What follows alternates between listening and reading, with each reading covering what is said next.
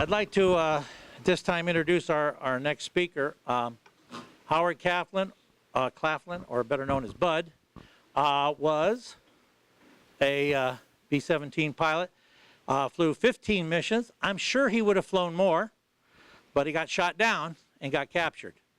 And his story of his early days in flight and his subsequent capture and what he went through, I think make a compelling story. So if I'd like you to welcome Bud Claflin. Come on up here, Bud.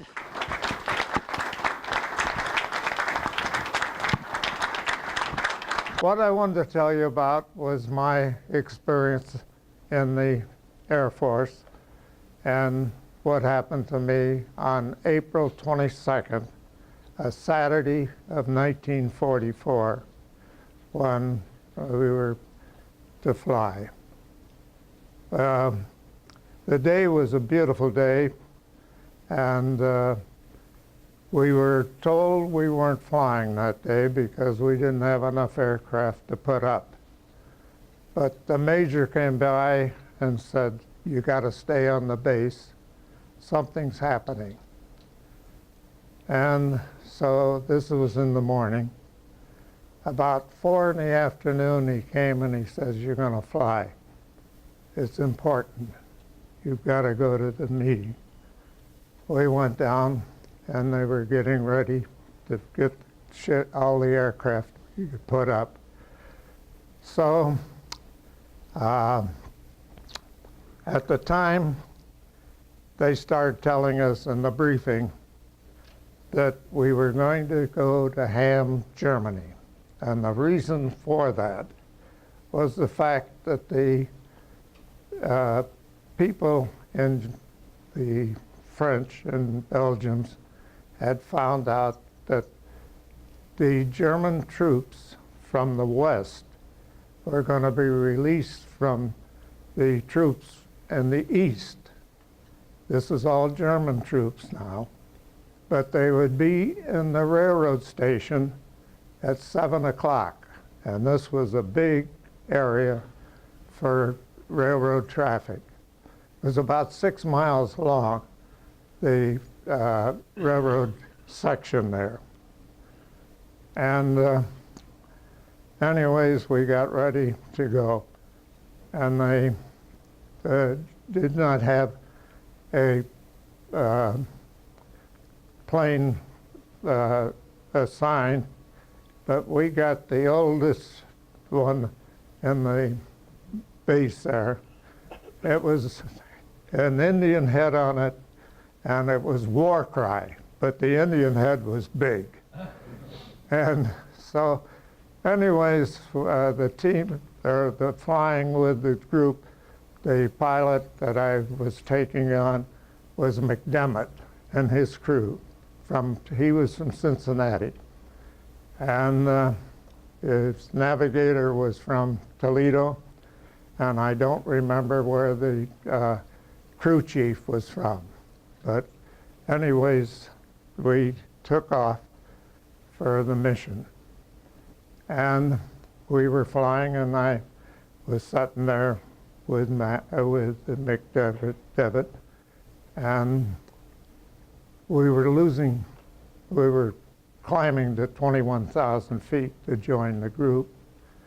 And we were dragging behind, and I told him, I said, "We got to get up there. We're out here where when we hit the coast, that's when the Germans will pick somebody off. Anyone that they can get that's not in the formation, especially." So he just didn't seem to be doing it. I said, "Well, let's change seats." So we changed, and I took over. And we got up there, and the crew chief was standing beside me, and with the speeds we got up to, we were pushing it. We met the group, and finally we come up to the area bomb run. And at that time, it was about 7:10. And there's nice daylight as far as flying at 21,000 feet. We got the bomb time, and we dropped our bombs at the same time. It was everybody in this squadron. There was 21 aircraft together. And as soon as we dropped, we got hit. We lost number 2 engine completely, took it right off the wing, and went into a spin. And fortunately, I got that stopped, got it out of the spin, and we leveled off.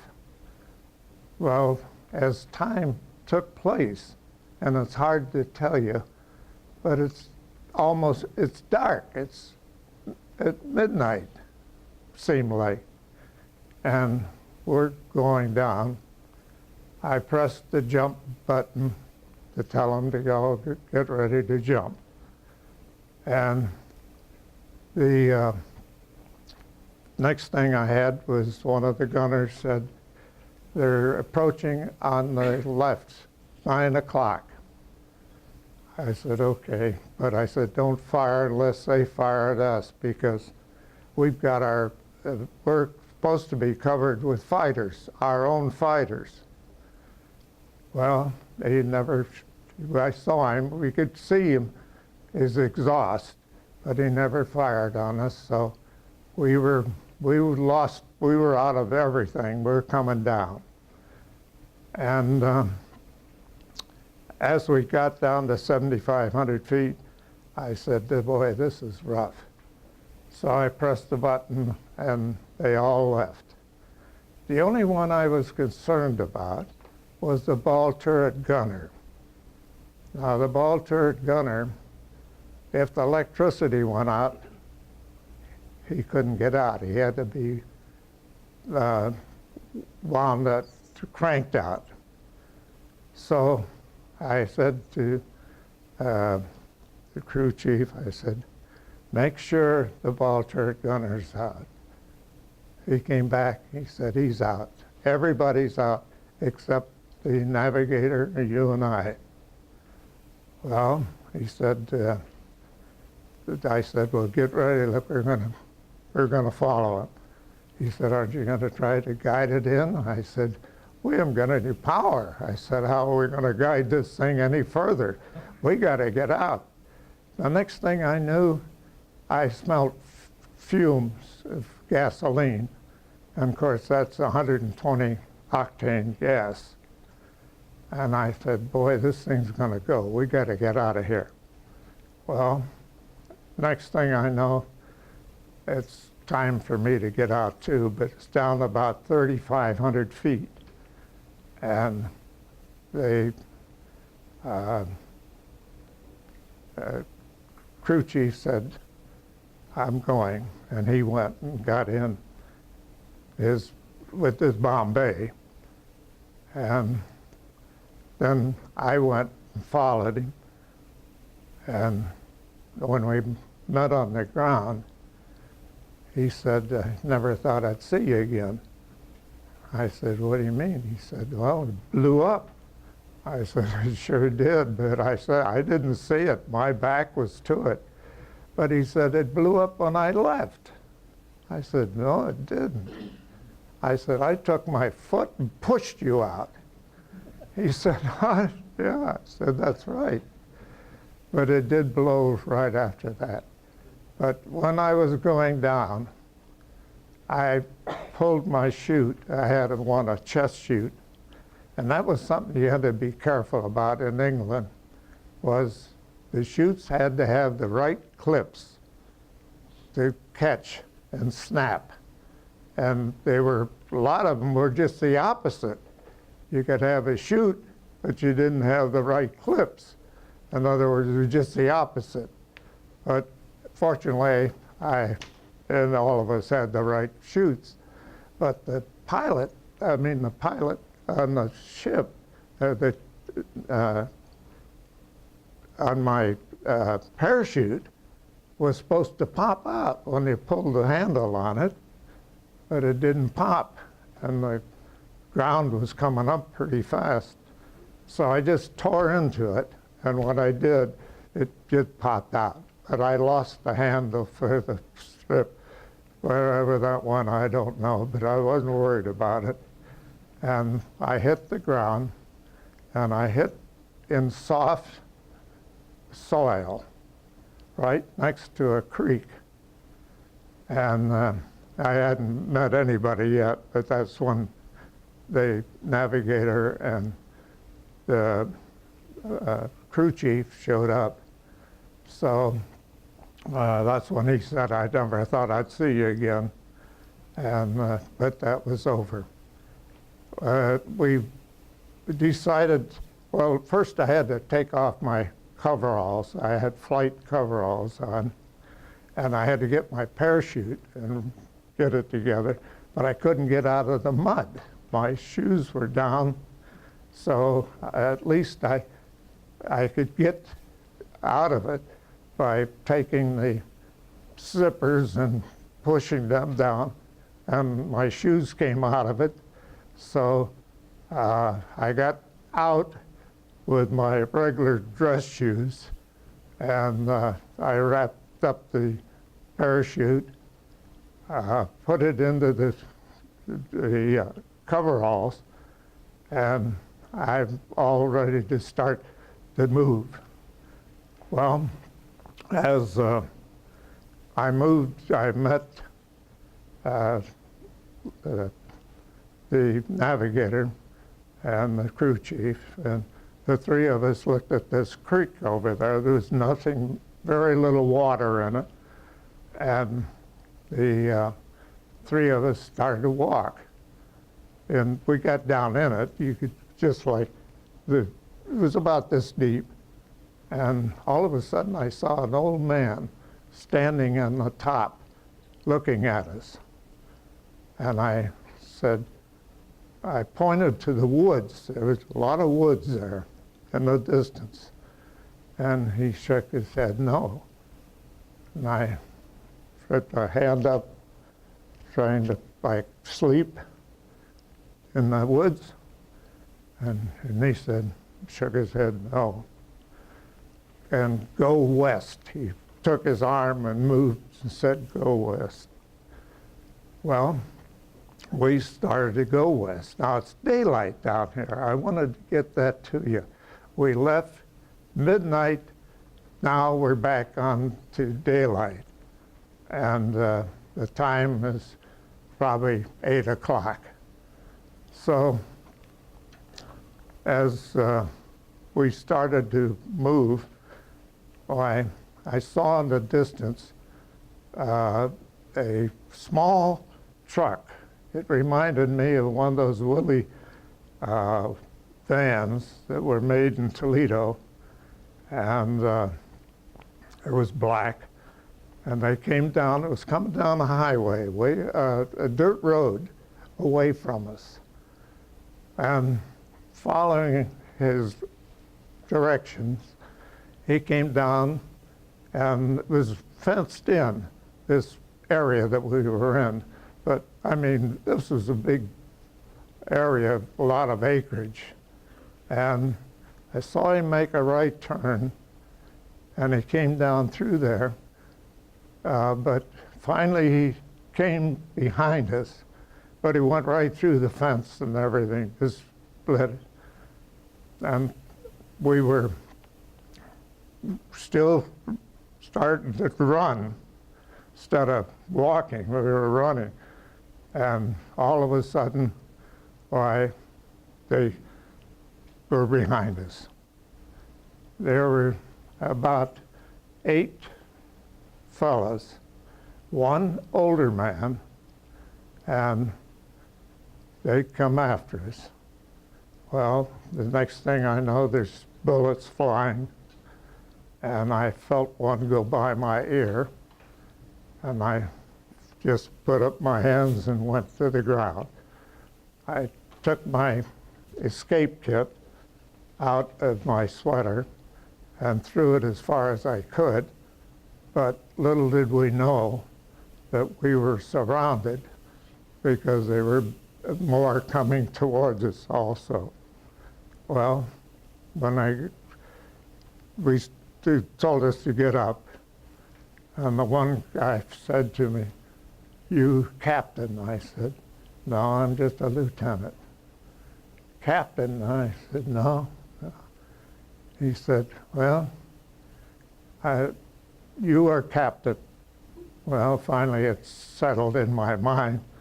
I was the last one out, so that's what he was getting me for. The next thing I know, I was hit by a young, so these were civilian fellas with the rifles, and he told me to go get my case that I'd thrown, and I didn't move, and he took his butt of his rifle and hit right across the chin, right here. Little did I know it then, but I lost 3 fillings later in life in the prison camps there. But I left, I want to tell you what took place right then. The young fellows with the rifles and everything just took off, and a couple of them got in this truck, and they put us in there. They hauled us over to this woods that we'd asked this old man about, and there was inside this woods was one of the most beautiful stone one-story building that was in this woods. And they take us inside, and it was all beautiful inside. And an office, and then here I'm startled with, there's typewriters, Royal typewriters and telephones and desks, and everything seems to be, well, just like you left home. The next thing, the gentlemen that were there told us to take our clothes off, undress. They shattered the windows, covered the windows, and we took our clothes off. I had a little Bible in one of my shirt pockets, and that seemed to be interested to them, that it was so small.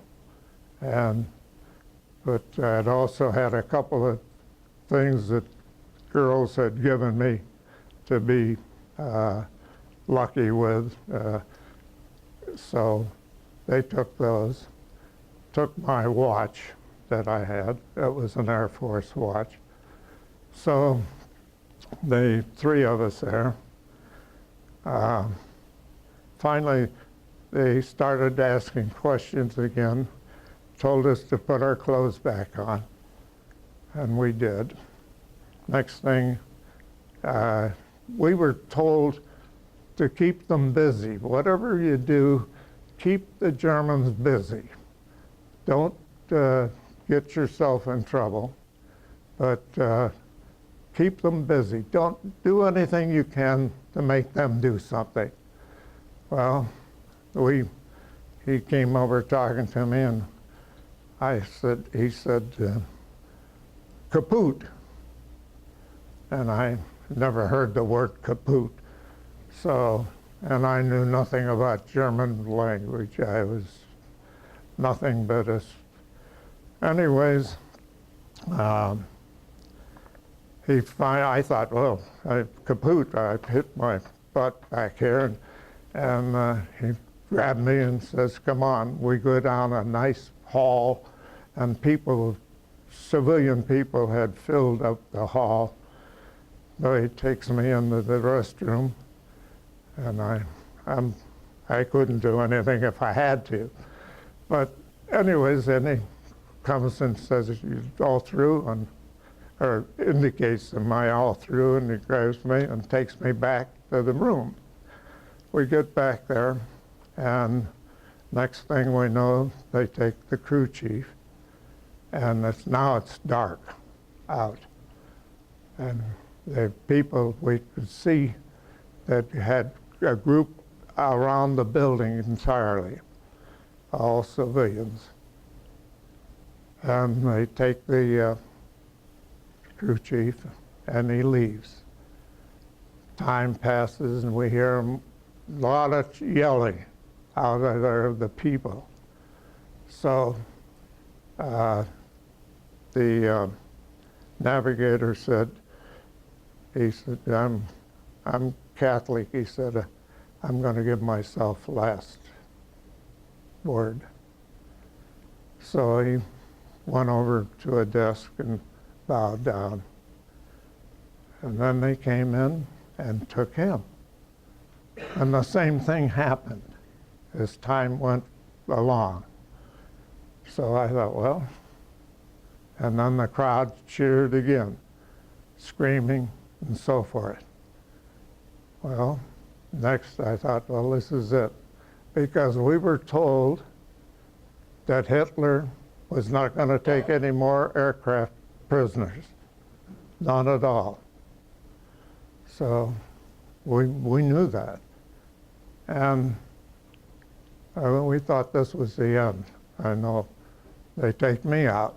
When we get out there, they take me through the people that are standing there and everything. And then they cheer somewhat. And then this little truck's there, and they open up the back door, and here's the other two in there. So they take us from there, in there, and the crowd, I don't know whatever happened to them, but they took us into a small town. And it reminded me of a town like Rivervana, Ohio.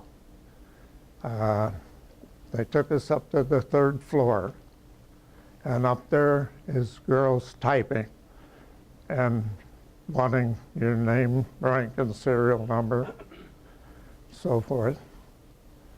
Then they give them that.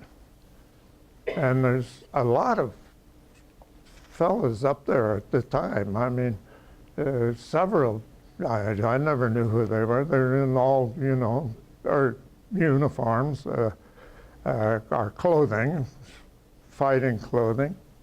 And they're taking care of us. So finally they take me and put me in a little room.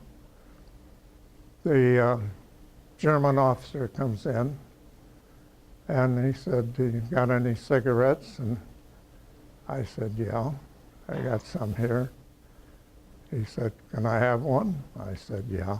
But I said, "Before you take a cigarette, what's all these Mae West you got over here?" Those were the water things that you wore when you flew. If you thought you were going to get into the water, you put them on. And they had 2 gas bottles on each side, one on each side. You pulled it, and it filled the, put the blisters in it. So I said, "Let me see one of those." And I got it, and I pulled it, and it exploded like it should. And he said, "What'd you do that for?"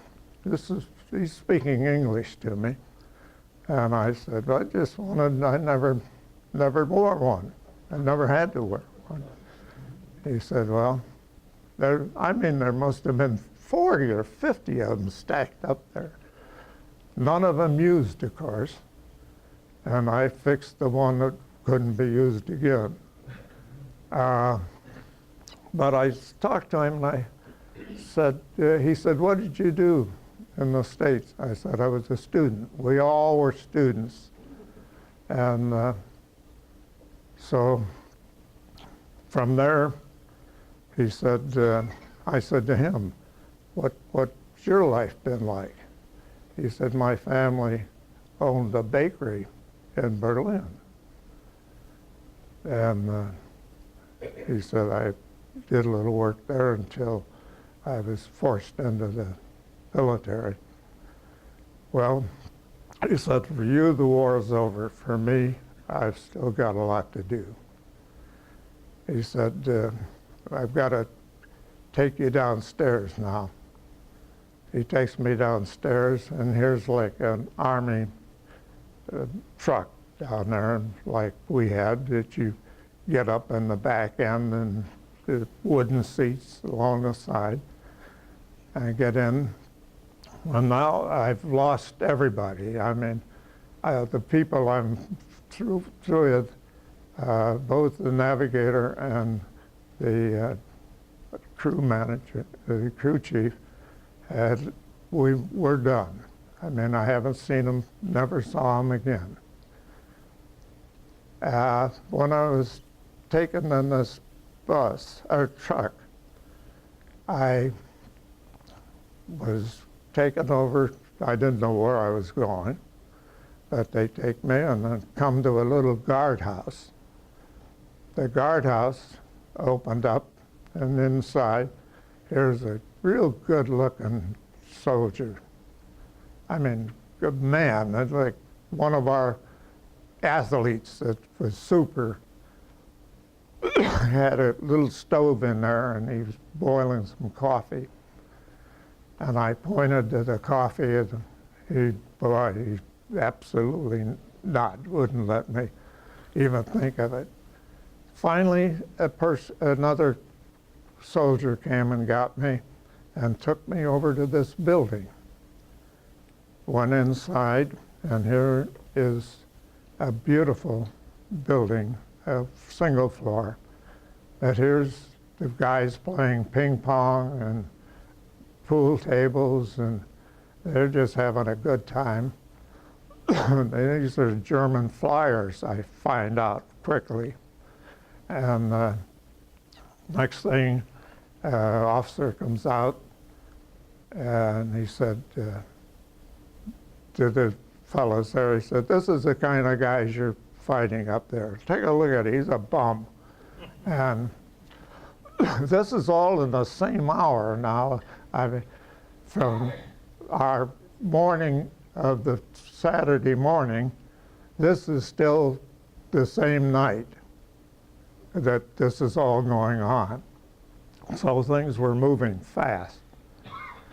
He takes me in his office, and he said, that's your aircraft. Here's this big Indian head, all scorched, and pieces of the aircraft. I said, I don't know. How'd you get, what knocked you down? I said, I don't know. Everything was, I don't know. Is you're a dummy. Come on out and let me have you look at our flyers. Takes me out there, and he said, stand at attention when I talk to you. And I had a brace because we were told to admire their ranks, whoever they are. Well, they finally get another guard to come and get me, and they take me over to another building. When I get over there, they take me downstairs in the basement.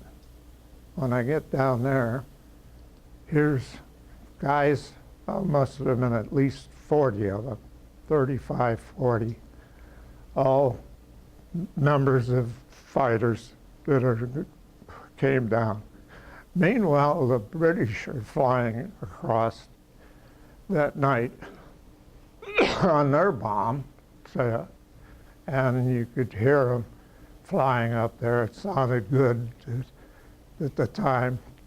Then it was, as the lights went out, in other words, you just give you a place to sit, and then the lights went out. So we're down there, but we could hear the aircraft up in the sky.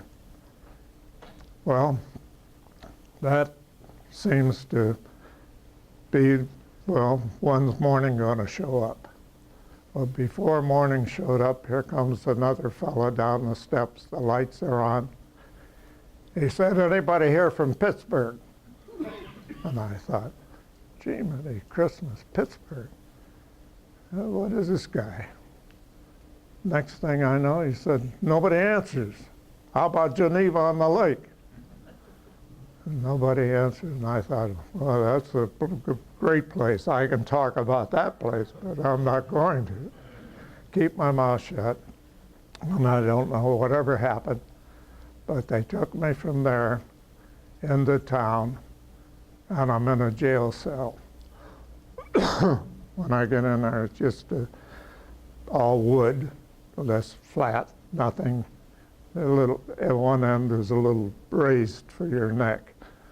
But there was a young soldier in there. He's got a broken ankle, and it's swollen. I mean, it's really bad. He said, who are you? I said, I'm just a pilot of the USA. And he said, I'm a British flyer.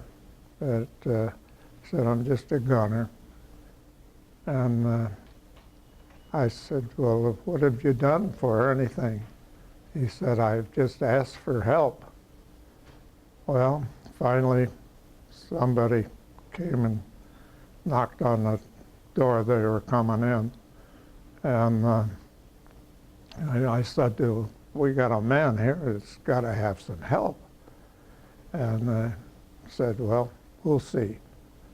Well, I slept there and he slept there that night. We could hear the young German marching out there with the clicks at every foot they made, you could hear them. But I was there for a couple of days and nothing had happened for this poor guy. And meanwhile, we had a place that was just about this wide, this first section right here, outside, was fenced in, but trees and everything, but there was stone walls all around it. And that was the prison we were in. And they gave us bread to eat, the sawdust bread. So that's all we got was water and sawdust bread for a couple of days. But they would come out and want to know, when's the invasion going to happen? Well, we knew nothing. We didn't answer. But we told them, we have so many aircraft, we got to have them in the air. We haven't got any place for them to land and stay there. Then they questioned some more, and we told them, the intelligence had told them, we got so many tanks that we're going to sink the island if we don't get them off of there soon. So that was just stories that we were told. The British intelligence was very good, better than ours.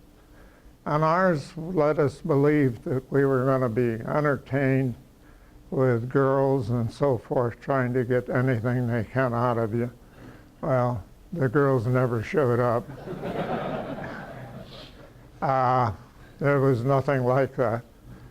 But finally, they took care of the boy. They had the broken ankle. They let me go out to the where they had an ambulance, and they put him in and saw that he got out. That's the last I ever saw of him, but I think he got help.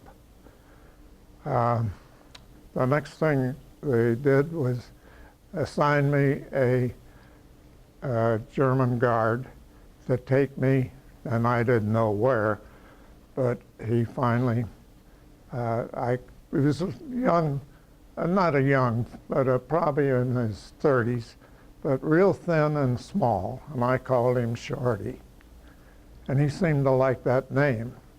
And what amazed me was the fact that as we were, left this jail, we went in to get a train that morning at the station, and the station had been almost depleted.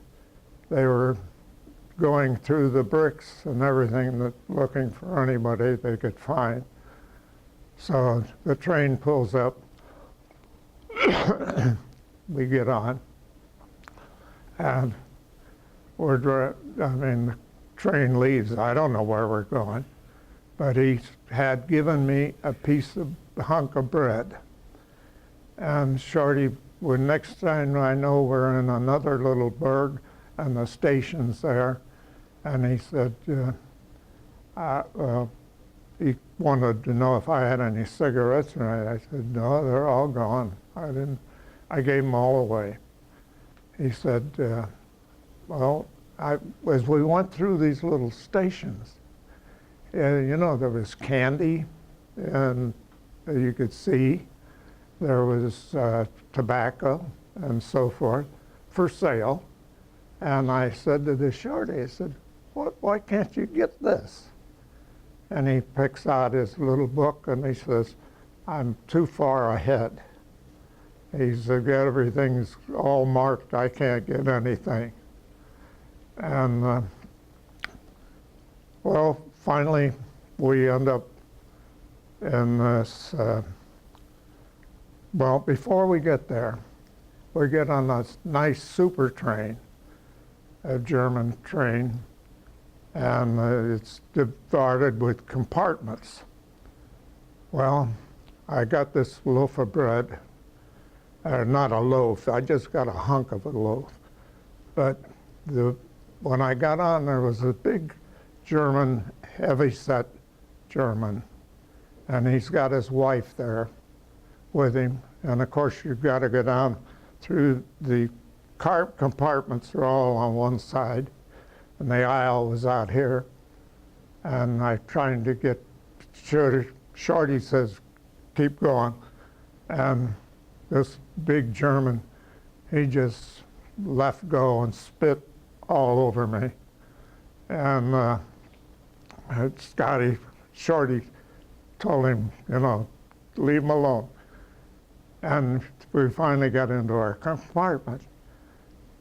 Now, in the compartment, there were civilians and older people. In fact, several older women. Finally, as the train rolled along, I just got this bread. I just couldn't take any more of the bread. And the window was open a little bit, and I threw it out. And Shorty said, you're going to be sorry you did that. He said, you would have needed that bread. Well, okay, that's it. But an older woman across from me winked to me. And I thought, well, gee, this looks pretty good. She winked. Anyway, all I've been is through this other system wasn't anything like this.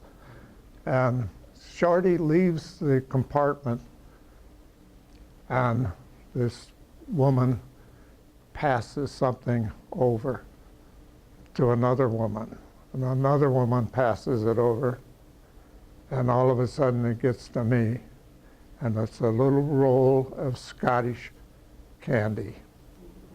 And they're like lifesavers, only a little bit bigger. And so all I could do is, she just don't do anything. And I thought, I don't know who you are, and I don't know if I'll ever meet you, but you don't know what you did giving me this.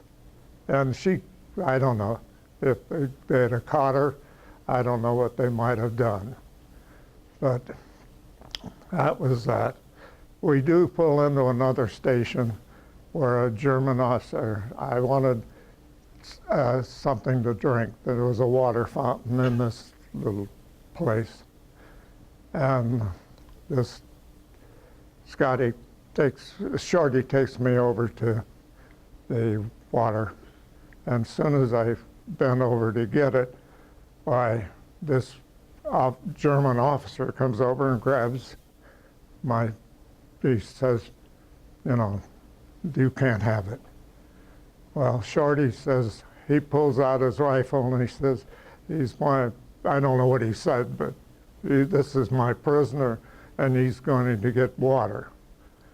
So this German says, take him with me. And he takes me outside, and down, just looking down the street, here is supposedly an American hanging from a tree. Now, I don't know if it was in clothing, but I couldn't tell you it was alive or anything. It was just something they had put together, because the German people really hated us. We were told that they didn't have any survivors for anybody, and they hated the American flyers. Well, I kept thinking of that candy that was given to me. There were some that may want us to win, and I was very happy with that. But I finally get down to listening where we ended up, but it was, I'm trying to think of the name of the city. It was blown completely, and it was one of the good targets for us. Frankfurt, Germany. And when our train pulled in there, I mean, there wasn't anything you could see except iron and bricks, just scattered. It was a town about the size of Akron and maybe Cleveland, not Cleveland, but Canton put together. And just the railroad tracks were there, but I looked around, I turned my back and around and could see nothing but just rubble, completely gone. They put us on a trolley, streetcar, and took us out to where we end up, and out in this, it was kind of on a little hill. And they get us off of this train, or streetcar, and we're taken into this place. There, we find out they're going to put us through about questioning us as who we were, why we were, and why we were going to go. And they were going to take care of us. Well, the first thing they did was take all, these are maybe 20 of us there. We don't know each other, we've never seen each other. And the officer said, who's the oldest commissioned officer here? Is there any? Well, we don't answer. And finally he said, I want to know when you got your commissions. Any officers stepped forward? Well, several of us did. He said, when did you get your commission? And they started saying them, and I told him, I said, I got mine the 1st of October of '43. And he said, well, you're the oldest, the way the answers went. And I knew that. So they take me into this building, down in the stairs, and they put me in a in the room down there. The lights are on, but the only light in there was turned on. And I go in there, and this is the first time I had experienced electric heat in a panel. And, but then they turned off the light, the heat's off too. I don't know if that was a different switch or not, but anyways, there was no more heat. They had me in there, I think, for about 3 days. And every time I asked for water, I got water. They had a cup. They'd come down with a barrel or a can, and they take the cup out and just throw it in your face. That's how you got your drink. Well, from there, they took me upstairs and gave me a room. And this is about 3 days later, and I get this room, and it's got a bed, and not covered or anything, just a bed, all wood. They bring me, they said they were going to bring me some food, and they brought me a bowl of soup. And I tried to eat it. And I had to get the carrots. I could get a hold of a carrot and wipe it off. There's sand. There was sand in this soup. I mean, it was just, I couldn't eat it, couldn't take it. So I wiped it off, and then I ate the carrots and whatever else I could get. But the morning showed up, and the windows, only one window was 3 sections, and they were frosted, but you could tell light from daylight. And the window would come, there was just a light crack in it. You could see out just a line. Well, I heard horses, and I looked out, and here's horses out there with a farmer's cart pulling it, and it's just loaded with newspapers and magazines, and just I couldn't believe how much was there. And I thought, that's odd. And then about 8 o'clock in the morning, these girls show up. Oh my! And the building next there was 3 stories high, and reminded me of a lot of the apartments that were in our systems, brick apartments. But this was the building where these girls were. Well, that was that. Finally, the guards, 2 of them, come and get me on that day and take me down, put me in a room, and they set me down in the chair. This is an office room. And an officer comes in and says, "Good morning, and we're going to ask you some questions." Well, he said, how did you get here?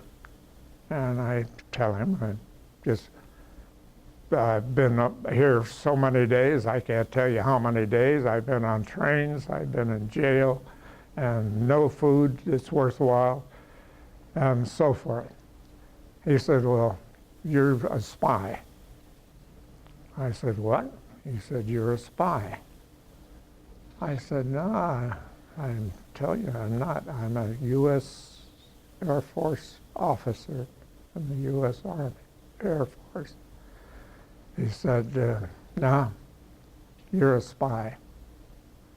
So he kept this up, and he speaks beautiful English. I don't know what college he went to in the States, or if he did. Fact that I just had all I could take. And I said, if I'm a spy, what are you going to do to me? He said, "We're going to kill you. I'm going to shoot you in the morning." I said, "Well, why?" And I leaped at him. I got out of my chair and went across the desk to get him. I didn't realize these 2 guards were right behind me. Boy, they hit me and put me down real quick. Well, this fellow, I must have scared him a little bit too. He said, "All right," he says, "settle down. We know who you are." He said, "Look at this booklet or one of these binders, and he pushed it out in front of me. Just take a look at that. Well, I opened it up, and here it's about all the different armies and information. And they'd, before that, they'd given me a M16 U.S. Army booklet. Said, "Do you ever use one of these?" I said, "No." And he said, "We got more information too," but this was another part of it. When he said, "Look at that, go on through this booklet," I started to turn it, and dumb me, I didn't realize that when I came to the 385th Bomb Group, I hesitated a little bit too much, and then I flipped it because there was several pieces there. And he said, "Go on, quit that." He said, "You're right back here." He said, "You'll find your name and everything in there." And I did. There it was listed. Now, the only thing that they didn't know was that I was working at the B.F. Goodrich Company when I went in the service. That they didn't have. They only had was student. I was going to night school and day school, both, in 2 years before I went in the service. So,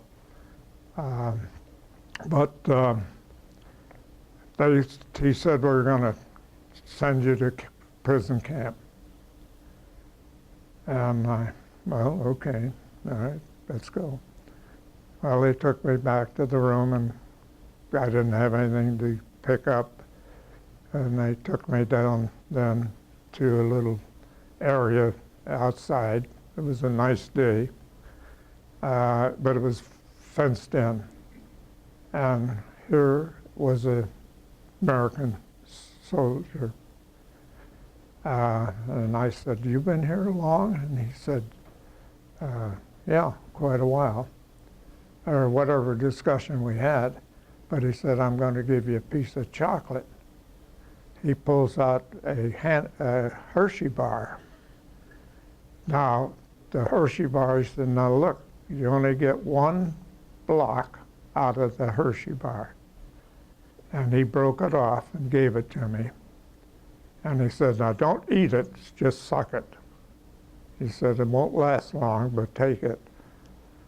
Well, I said, "Where'd you get these?" And he said, I can't go into that, but anyways. So I said, "Do you have any Navigator go through here by the name of Pomponio?" He said, "I wouldn't know." I said, "I lost one. He was my Navigator. On our first, I didn't tell him this, but I lost him on our first raid on Berlin. He went down. We weren't flying together, but when the Air Force needed a pilot and you were a pilot, that's where you went. If you were a navigator and they needed navigators, that's where you went. If you were gunners and if they needed gunners, that's where you went. You had nothing to do, I mean, your training and everything. We flew across the Atlantic together, but that was all. But once you were over there in England and put on one of these bases, you just did what they told you to do and when to do it. We got eggs in the morning. If we got scrambled eggs, it was easy. This is in the States now. In the States, we got scrambled eggs, but if you got a real egg fried, you were going a little deeper. But if you got 2 eggs, you were going to Berlin. And that's the way we found out breakfast worked, with what they gave us. But going back now, I end up being shipped to the Stalag Luft 3 camp. And when I get there, this is a new camp section of the camp where the escape happened in another part of that, just a month before I got there.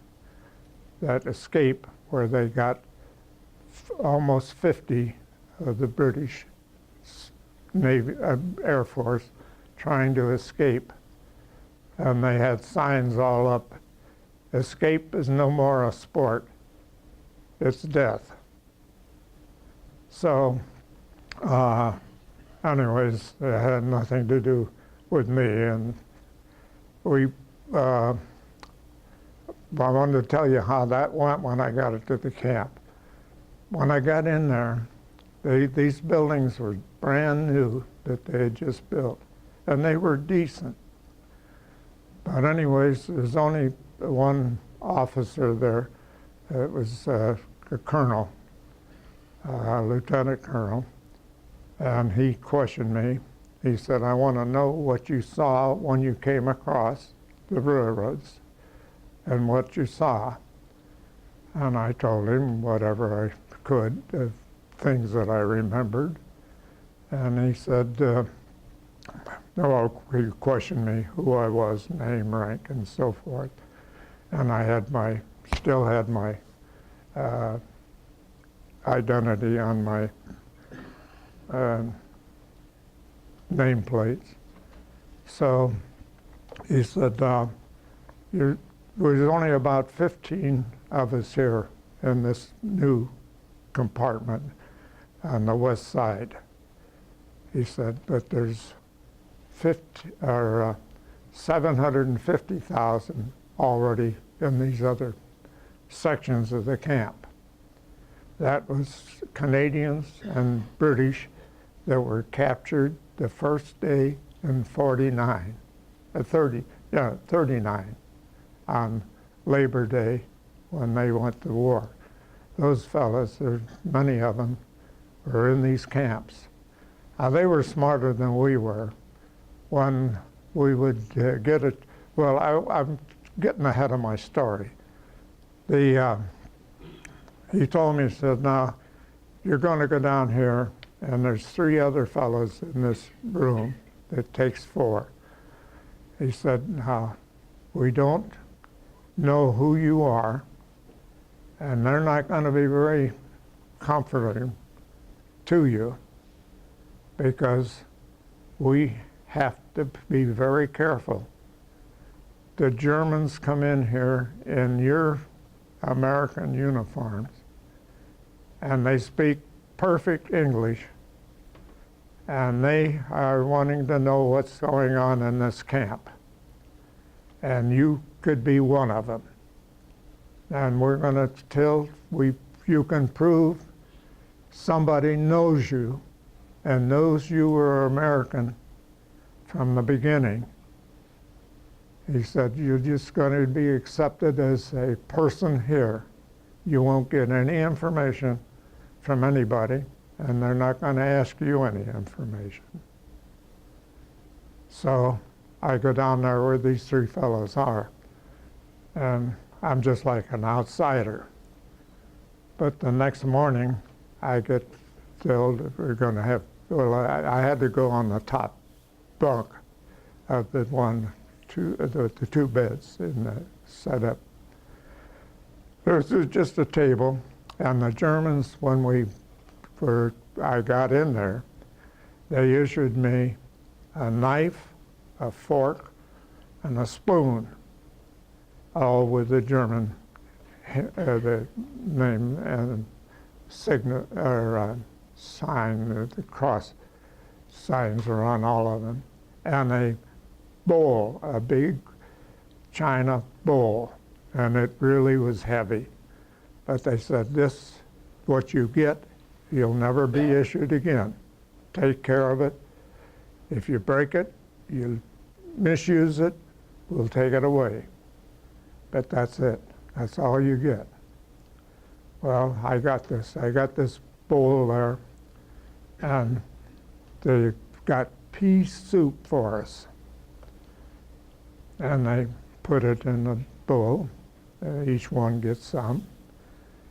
And I sat there, and I started to take the spoon, and this black stuff in there was coming around, and I took it out and put it down, and waited a while, got another one and put it on. He said, "What are you doing?"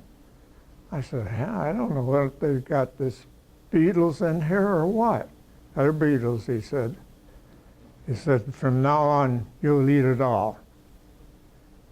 And so he said, "Go ahead. You want to throw them out, throw them out." But he says, "You'll be eating them."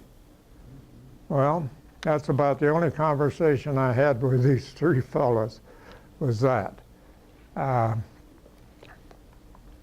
They went on for several days, and I would say I was probably there about a good 6 weeks before somebody came in that I could identify, and he could identify me with this colonel.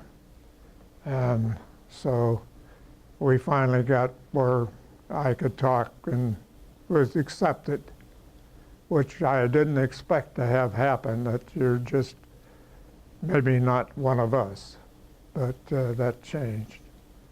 And the new ones coming in went through a lot of the same thing. But then finally the prison camp there grew to 25,000. I mean 2,500. And one day there was a rabbit got in the camp. We had an area there of all the buildings, and it was just almost like barracks of everything, of a regular Army base. But we had a ball field, and well, it wasn't a ball field now, it was just sand and weeds. But anyways, this rabbit got out. Well, word got out there's a rabbit. About 600 men, I would say, made a circle, feet to feet, and the rabbit was trying to get out. Every time somebody went over to try to get it, it would run somewhere else. And I was watching this out. I wasn't in that circle. But anyways, they finally, after about 40 minutes, I would guess, they got the rabbit. So one group of men had a rabbit to eat. And we only had, and I'll say this, if it wasn't for the Red Cross parcels, we'd have starved to death. But fortunately, we started out, this is my experience now. We got once a month, we got a package from the Red Cross. Then, as the war progressed, we got one every 2 months. And then this was food, but the Germans punched every can. They wouldn't let you have a chance to, but we sealed them with the butter, or not butter, but margarine, to try to keep them to last. And we succeeded pretty well with that. We also tried to get some tomato plants to grow where they wouldn't grow at all. And time went on. Now we're down to where at the end, and the winter's up, Hitler's been been killed. We had radios working in contact with England. We got our news, and it was all secret. Every once in a while, when something went bad, the ones that would handle the radio section would say, "We need this," and I got to tell you this: in the parcels was raisins. Now, in every building, there were several enlisted men that were there with us to help us. They were prisoners just like all of us. They were, but most of them were officers of the Air Force. But we had these other good buddies with us, and they made the booze. We were not allowed to drink it. Not allowed. They were, no, you wanted to get anything, you weren't going to, you would be in trouble. But they used this on the guards, and they loved that booze that we made. And they would say, "We need a battery, we need a tube, and you bring it, we'll give you some." Well, that's how we got it. Now we also, I want to mention to you too, the YMCA throughout the U.S. sent musical instruments. Now in each one of these camps, they had built a theater. It was, maybe it was another, well, a little bigger maybe than this. And they had movies. We had one movie, and it was a wonderful movie. We enjoyed it. We only got to see it about 3 times in my year that we were there. And this was, the name of it was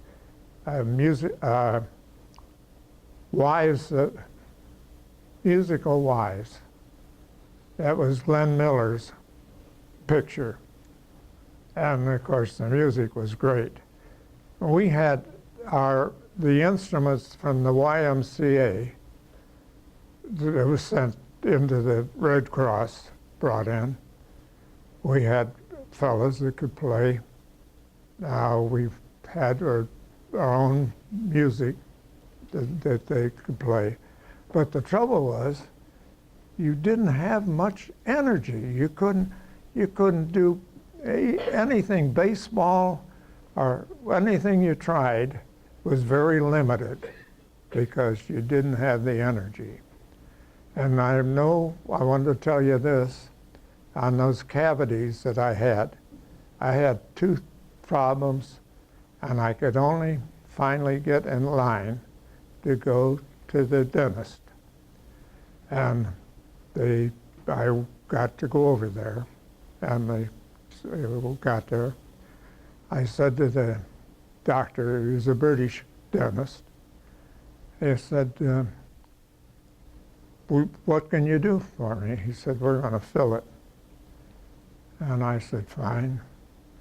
How about the other 2? He said, "That's next month and the month after." He says, "You got 3 of them." I said, "Well, how come? Got to wait." I said, "I'm in pain." He said, "There's no aspirin, there's no nothing. We haven't got it." But he said, "We don't get any more food than you get. And I can only work here about 5 minutes or 10 at the most." He said, it's over." Well, that's the way that went. And it took me 3 months to get those in. And I will say that when I got home, I still had those, and my dentist said, the color doesn't bother you. He said, "But they're well done. Whatever they put in there is well done." So I had that. There's many things that took place the marches that we had when the Russians were coming. The winter was terrible. I could tell you that Christmas was pretty sad, but everybody took it well. I have a booklet I made up for Christmas, and I don't have it with me, but if you read what it said there, it was what 15 fellas. I was in a room with 50. I made up the 15. And when we marched out of there, it was at midnight on the 28th of January, and it was really cold. Why, we split up into fives, and we had, I think it was 15 cans of The library food. and the checkout area will be closing shortly. We ask that you exit the library at this time. Thank you and have a nice evening.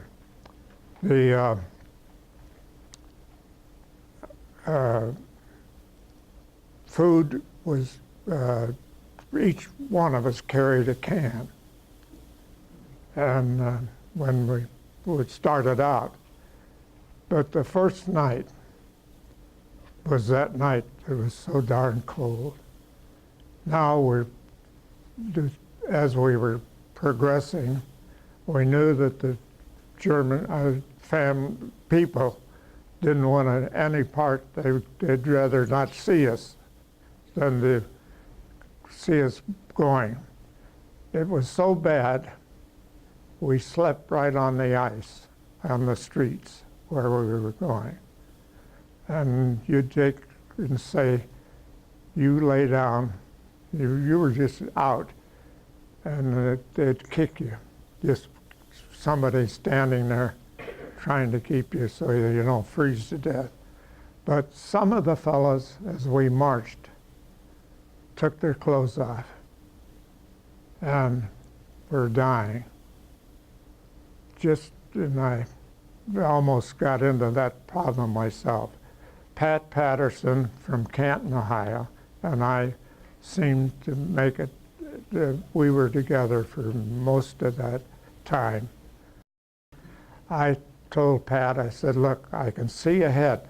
They're going into a building, and I said, there's heat on. I can see the smoke coming out of the chimney, and the lights are on. At one place, I said, we're going to be okay. He said, Bud, I'm going to have to smack you. He said, I want you to know, I don't want to hurt you, but I got to bring you out of this. He says, there's nothing up there like that at all. He said, you're starting to freeze to death. And he said, I'm going to work on you. Well, he did, and he saved my life. And I'd like to tell you that Pat made it, and we were back here in the States. We were both reserve officers, both flyers, and he was called to duty, and so was I. But I had 2 children then, and he had 1 daughter, and he was called back to active duty to Berlin to fly the coal into the Berlin, and they crashed one day on a takeoff, and he was killed. But I wanted you to know that that took place, and I was really indebted to him, because when we got up there was nothing.